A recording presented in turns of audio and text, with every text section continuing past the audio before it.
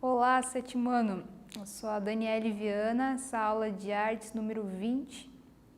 Lembrando mais uma vez que quando vocês entrarem lá na sala de aula virtual, não esquecer de marcar lá no link que a presença de vocês, e para o pessoal que está assistindo em casa, na TV, né? Assistindo em casa todo mundo tá, mas na TV e puder pegar as atividades na escola, e essas pessoas também podem fazer as atividades no Classroom. Então vamos iniciar nossa aula de hoje. Hoje o tema é escultura ao longo do tempo, arte rupestre e arte grega antiga. Então vamos lá. A aula anterior, lembrando, os diferentes objetos do nosso cotidiano podem ser utilizados para montar tridimensionais. Aula passada a gente falou de colagem tridimensional e a gente pontuou como os diversos mesmo objetos do nosso cotidiano tridimensional, né, podem ser utilizados nas obras de arte. A gente falou sobre o dadaísmo, movimento de vanguarda, onde se trazia uma arte que dialogava com os questionamentos de sua época. A gente falou lá sobre o espírito do tempo, né? A gente falou sobre a arte de Hall Houseman, que é capaz de fazer perceber o espírito de um período, né? E isso ajudou a gente a refletir sobre a gente mesmo, sobre o período que a gente vive.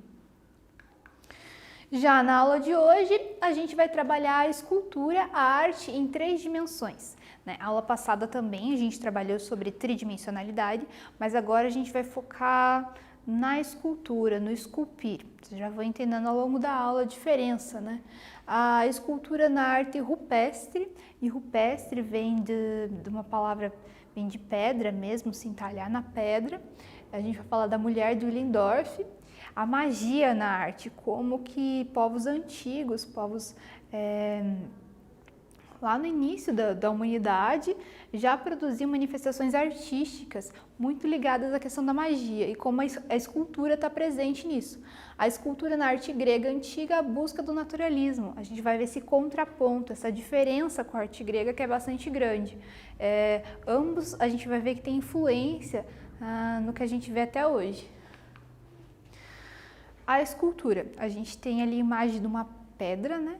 Que basicamente escultura é retirar a imagem, retirar a figura dessa pedra, né? Diferente de modelagem, por exemplo, né? A palavra. Então, o que a gente vai trabalhar aqui são esculturas basicamente retiradas dessa figura, dessa pedra. A gente vai pontuar sobre tridimensional. Então, assim, tridimensional são os objetos que você que possuem 3 dimensões: largura, altura, profundidade, né? Mas uma questão, aqui é bidimensional, né? Só que a gente tem uma ilusão, de tridimensionalidade produzida pela imagem. Então, isso existe. Numa imagem bidimensional pode ter uma ilusão de tridimensional. Mas o tridimensional que a gente está falando é aquele que você pode circular em torno, que tem vários ângulos. Olha lá, diferentes possibilidades de observação. Um trabalho tridimensional, você pode ter vários trabalhos em um, que é interessante numa estátua, por exemplo, que você pode observar ela de vários ângulos, ângulos quase infinitos. Uma diversidade de materiais possíveis. A gente vai ver que existem tantos tipos de pedras serem trabalhadas, ou mesmo madeira, que podem produzir trabalhos diferenciados. Além de observada, às vezes, né, porque, por exemplo, quando a gente vai num museu ou num centro histórico e tem uma peça ali meio rara, antiga, não se pode tocar a maioria das vezes. Mas, como a maior parte das coisas do mundo, a tridimensionalidade tem essa questão do toque, né? De proporcionar essa sensação do volume mesmo visualmente. Então, ela tem essa presença importante. E a arte de esculpir, é isso que a gente vai focar. Aqui uma atividade já de início para vocês, né? Além dos materiais tradicionais, como eu mostrei ali da pedra ali, que outros se poderia esculpir e modelar, pensar nessa diferença para vocês. Reflita e anote suas ideias no caderno. Então, vou deixar um tempinho para vocês resolverem.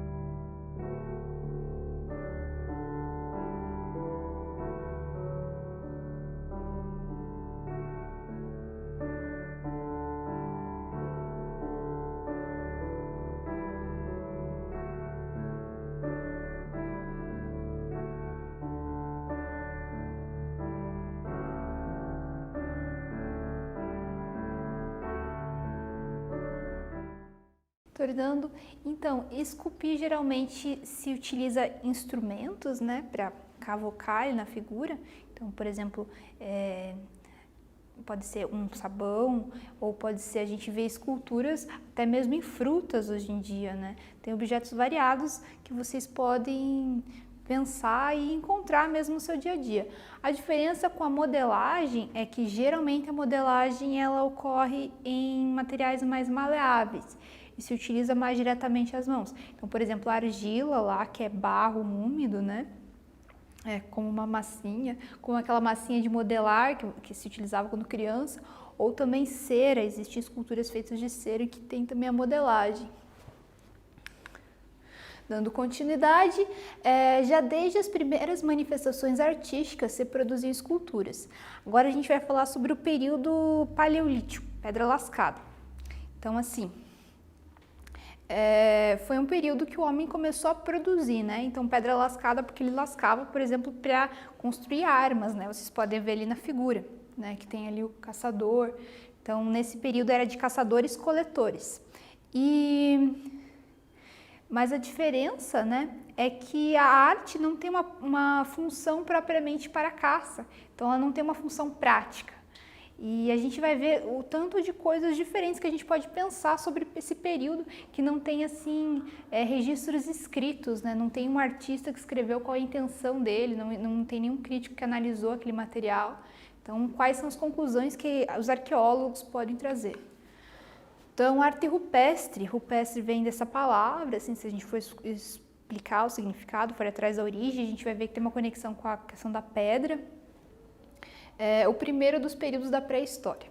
Então, esse conceito pré-história, ele é um tanto problemático, porque quando os historiadores dizem pré-história, de uma forma talvez um tanto preconceituosa, talvez um tanto excludente, eles estavam colocando que eles não têm história, né? Por quê? Porque eles não tinham escrita, eles não deixaram material escrito, então é como se não tivesse como saber. Contudo, eles deixaram muito material visual, muitos desenhos nas cavernas. E pensar que a escrita mesmo, ela tem uma origem no desenho, né? Então, o que a gente pode perceber a partir dessa produção visual? Então, o período ali, a gente vê nas bibliografias, mais ou menos entre 2,7 milhões de anos até 10 mil anos atrás, foi o período paleolítico. Ele também é chamado de pedra lascada, justamente por essa característica de ser um período que se produziu muito materialidade, assim, com características de gestos humanos. E quem estuda esse período geralmente são os arqueólogos. Os arqueólogos são aquelas pessoas que vão a campo, eles vão em escavações encontrar esses materiais muito antigos para poder analisar em laboratório. Aqui, um dos trabalhos que a gente vai analisar nessa aula. Então, já encontrei também materiais que chamam essa escultura de Vênus de Willendorf. Aqui eu optei por chamar de Mulher de Willendorf, porque as pesquisas mais recentes apontam que não há tantas evidências para que se chame de Vênus. Vênus foi colocado na história da arte como uma forma de chamar um ideal feminino, né? Então, ele aparece em vários momentos da história da arte. E aqui talvez não tenha tanto esse papel. Então, o que se sabe sobre a Vênus? Primeiro, né, vamos olhar. Ela é uma figura feita em pedra, né? Ela tem resquícios de tinta vermelha nela e ela possui 11 centímetros, então ela é bem pequena, quase que do tamanho de uma mão, né? De uma mão. Ela possui os membros menores, então se vocês separarem, a mão dela está sobre os seios e eles são menorzinhos, assim. Ela lembra uma forma humana e uma forma humana feminina, né? Como a gente pode interpretar. E ela possui, assim, ancas, que eu digo, a barriga ali muito grande, as coxas, os seios. Ela não possui uma face, ela tem uma cabeça ali bem desenvolvida, grande, mas ela não tem uma face definida. Aqueles elementos que se colocam ali na cabeça, a gente pode interpretar como cabelo ou talvez como algum tipo de chapéu. Eu vi bibliografias até que interpretam como vários olhos, e a gente não vê as feições, não vê a face. E ela não possui pés, né? Então, ela foi encontrada em 1908 na Áustria pela equipe do pesquisador, de um arqueólogo. O material é diferente do local onde foi encontrada. O que quer dizer isso? Que ela foi trazida. Então, nesse período havia muitos povos nômades, né, que circulavam, iam de região em região para caça, né, para coleta. Então, eles levavam os objetos dele com eles. Então, isso é o que a gente sabe, né? Então, eu coloquei fatos e hipóteses. Então, os fatos são aquele material que a gente está vendo ali, o que a gente possui. Agora, como que a gente pode interpretá-los? Aí a gente pode gerar diversas hipóteses. Figura feminina de membros atrofiados e acúmulo de gordura. Então, para a gente está enxergando ali uma figura feminina. E a gente vê que os membros são atrofiados, os braços, pernas, enquanto já outras partes têm um acúmulo de gordura, né? Tá representando o acúmulo de gordura, como se fosse uma mulher mais gordinha. A arte mais próxima das considerações sobre a vida e sobre a natureza. A magia. O que se imagina a partir das pesquisas? A partir tanto das pinturas, das análises, quanto também das conversas com povos mais tribais. Então, tribos que viviam naquela região mais próxima. E também em outras partes do mundo. Então, se observa que esses povos, eles têm uma relação mais próxima com a magia. Como entender isso? Para a gente é um pouco difícil porque a gente já se distanciou muito. Então, assim, digamos que as pessoas têm uma relação mágica com algum instrumento. Então, elas estão numa cerimônia religiosa e elas acreditam naquilo e, de repente, elas saem daquele contexto. Há uma diferença para ela entre a parte mágica, entre quando eu vou acreditar em algo, quando eu vou me expressar, entre esses objetos que eu utilizo para o meu culto e os objetos da minha vida cotidiana. Então, tem essa separação. Já para esses povos do Paleolítico não tinha essa hipótese, né? Então, por exemplo, todas as explicações dele, a maneira como eles interpretavam a vida, era baseada na magia, era baseada de como manipular como manipular a natureza. Então, como explicar melhor ainda. Então, como ela não tem pezinhos, né? A estátua, a mulher de Willendorf, a gente pode supor que ela poderia ser carregada, né? Ela tem quase o tamanho de uma mão, ela poderia ser carregada como um talismã, por exemplo, como um objeto de proteção. E o que se imagina? Como naquele período, né, as pessoas viviam com mais dificuldade, então viviam por pouco tempo, por exemplo, não se chegava a 40 anos, por exemplo, de vida. Como a fertilidade era algo muito importante, ter filhos para manter a espécie humana, né? Para ter pessoas para trabalhar, para trazer comida era importante. Então, se imagina que essa questão dela ter os seios grandes, ter uma anca larga, isso faz pensar de que a relação mágica que eles tinham com aquilo era de quê? Aquilo lá influenciava na vida deles diretamente. Então, caso se perdesse aquele talismã, aquele objeto de proteção, as mulheres não teriam tantos filhos. Ou talvez não fosse tão abundante a colheita de frutas, né, da natureza. Então, tem a ver com essa abundância. Tem a ver com a sobrevivência, né? Quando a gente pesquisa esse período, a gente pensa esse tipo de relação. A partir de estudo com populações próximas. Então, esses pesquisadores, já no período, eles foram estudar o que essas populações próximas tinham a dizer. E sobre essas figuras dessas mulheres, não é exclusivo. Existem mais de 250 figuras conhecidas, encontradas em escavações. Então, é algo muito presente nesse período paleolítico. E essas populações ali próximas, tribais, que se diz, elas conheciam aquelas figuras femininas. E daí sabiam apontar para essa questão da fertilidade. Então, eu quero que vocês reflitam sobre essa questão da relação mágica com as esculturas. E mesmo com as imagens, pensar se a gente tem isso no nosso cotidiano. Então, tempo para vocês refletirem.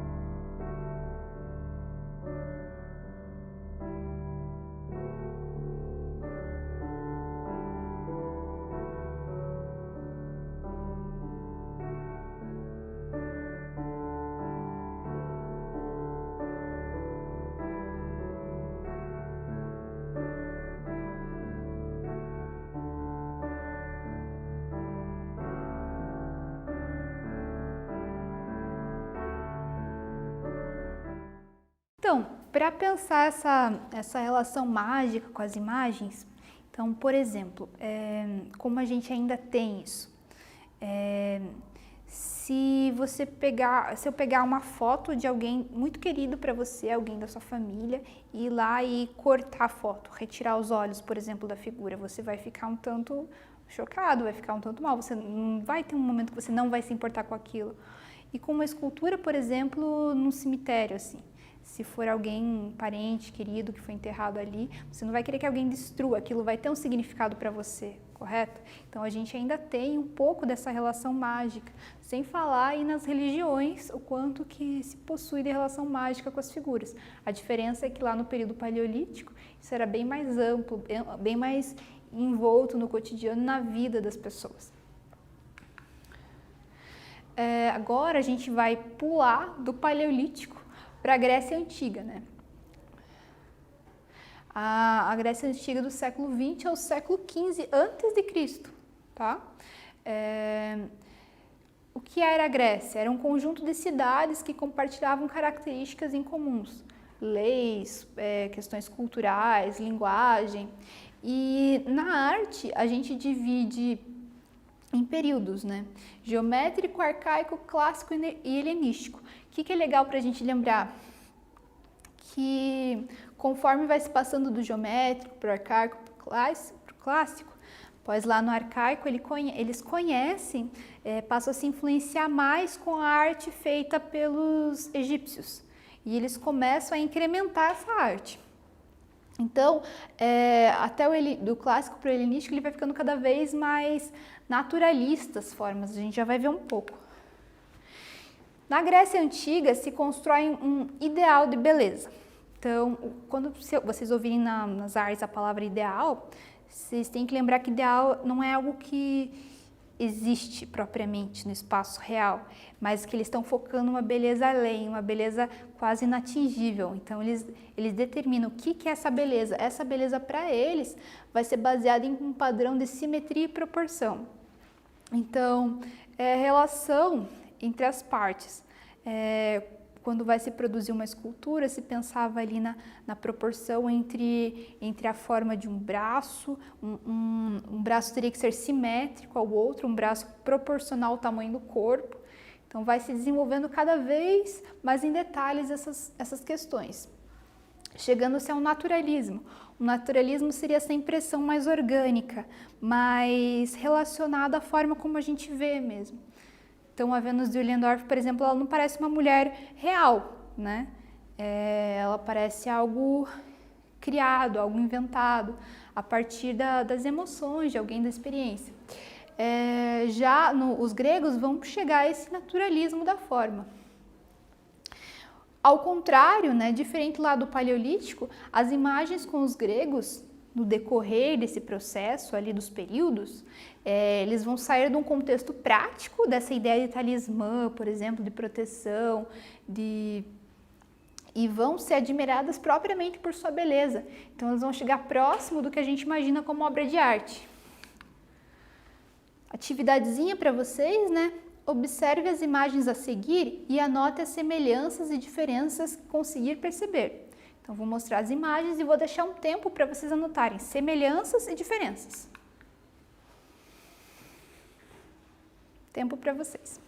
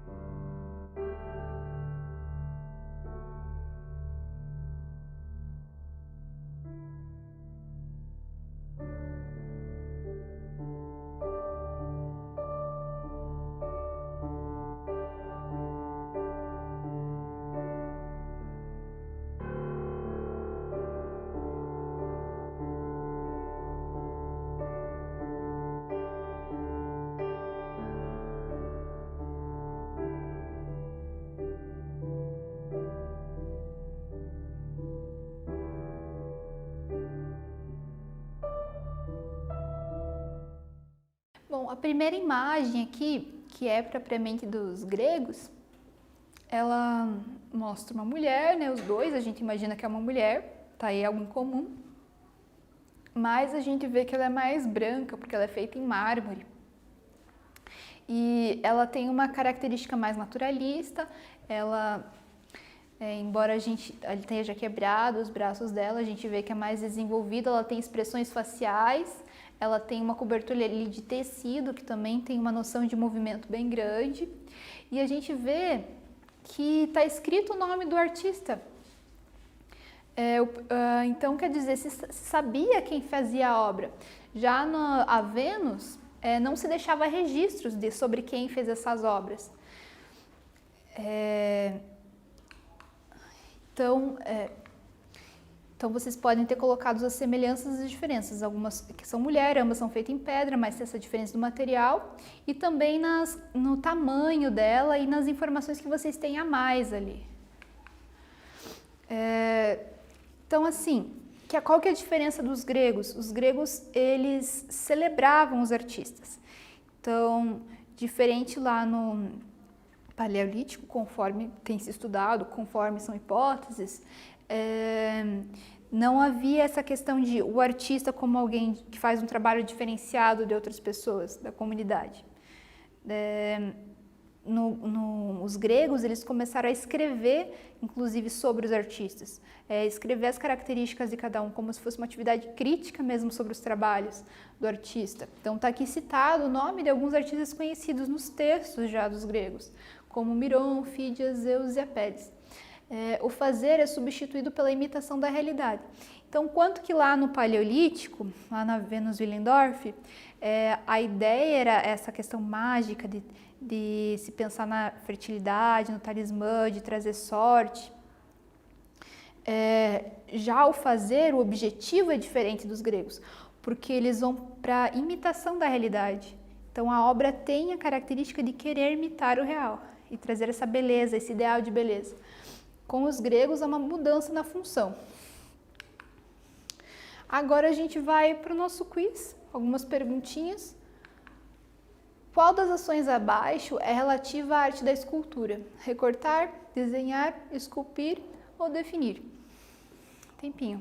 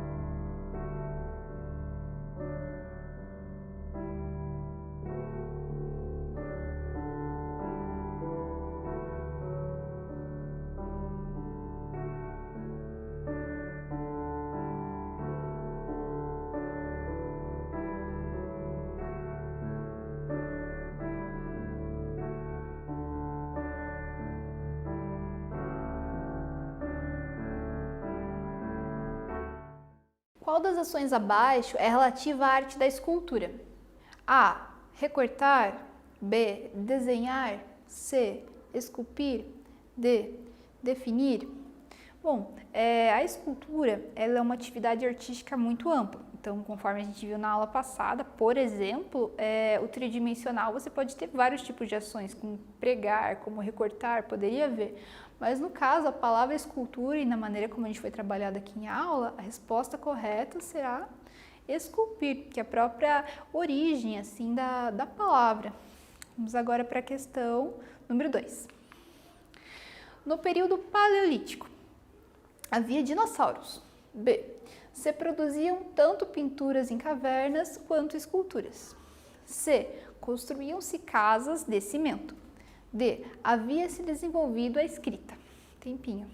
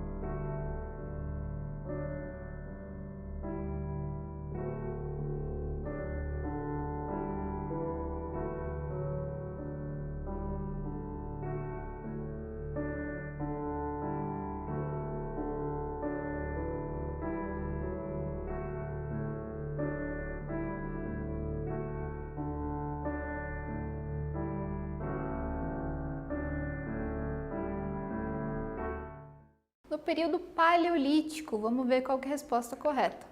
A alternativa correta é a B. Se produziam tanto pinturas em cavernas quanto esculturas. Então é a chamada arte rupestre. Lembrando a vocês que a arte não tem a ver com uma questão técnica. Por exemplo, qual grupo desenvolveu uma técnica melhor que a outra. Então, nesse período a gente vê trabalhos incríveis quanto à técnica. Porém, as ideias são muito diferentes. Então, a história da arte, basicamente, ela é uma história de ideias, funções dadas aos materiais de forma diferente, funções dadas à expressividade humana de uma forma diferente. Então, vamos para a questão de número 3. Quais são as características da escultura rupestre e da escultura grega, respectivamente? Então, da escultura grega e da escultura rupestre e da escultura grega. A. Perspectiva e beleza. B. Magia e naturalismo. C.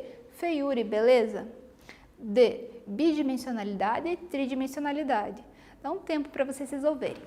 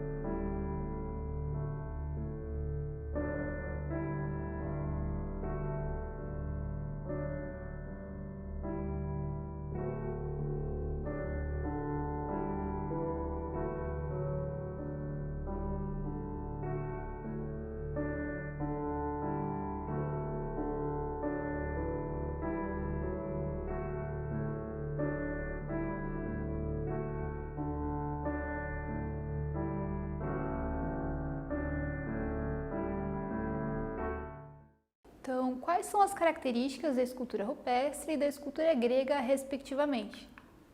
A alternativa correta é magia e naturalismo. Então, algumas das diferenças entre as duas é que lá no Paleolítico se tinha uma relação mais próxima com a magia e se colocava isso nos trabalhos das esculturas, né? Então, eles serviam quase como talismãs, objetos de proteção, então eles tinham um poder em si. Já os gregos, eles vão buscar mais o naturalismo das formas, mais representar a realidade como ela é. Então, vamos agora para os testes.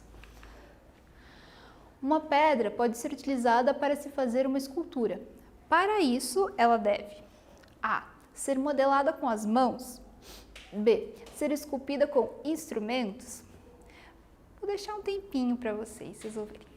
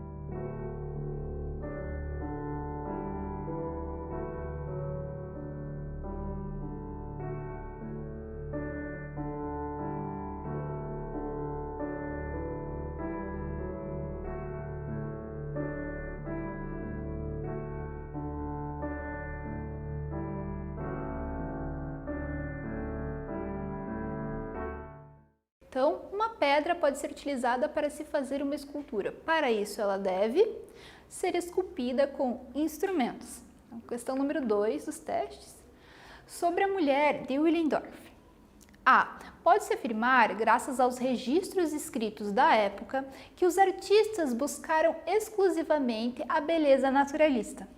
B. Uma escultura produzida no período paleolítico. Costuma-se entendê-la como símbolo de fertilidade. Então, vou deixar mais um tempo para vocês.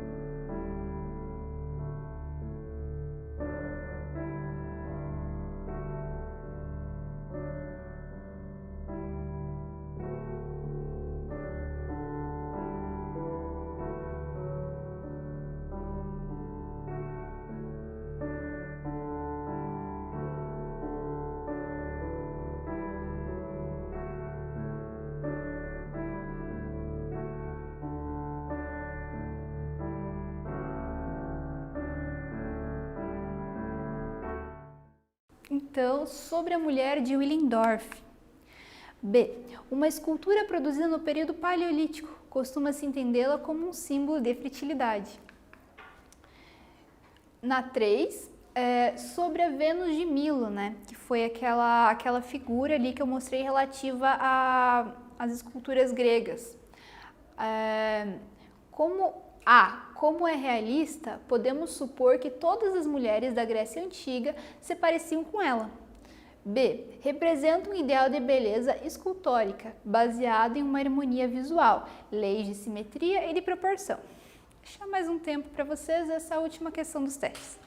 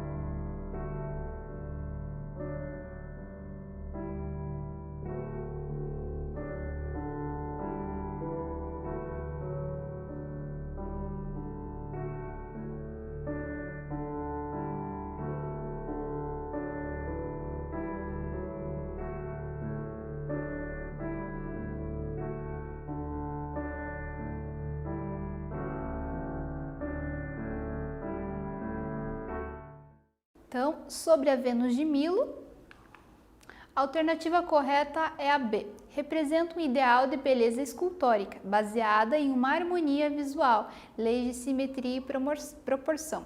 Então, quando os gregos construíam a partir dessas leis, se diz que existe uma harmonia visual ali, porque tem um certo conforto ao olho observar aquelas formas naturalistas. Aquele rápido lembrete da aula, né? Arte rupestre, período da pré-história ou período paleolítico, né? Então a gente pode chamar também pré-história, período sem escrita.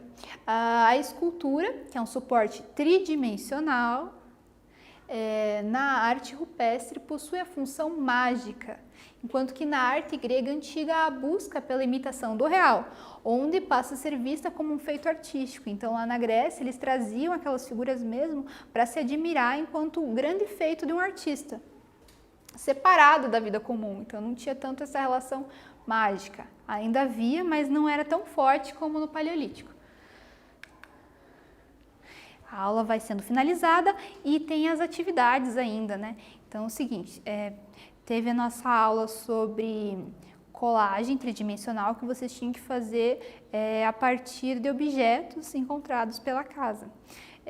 Já nessa aula a gente vai trabalhar com a própria ideia de esculpir.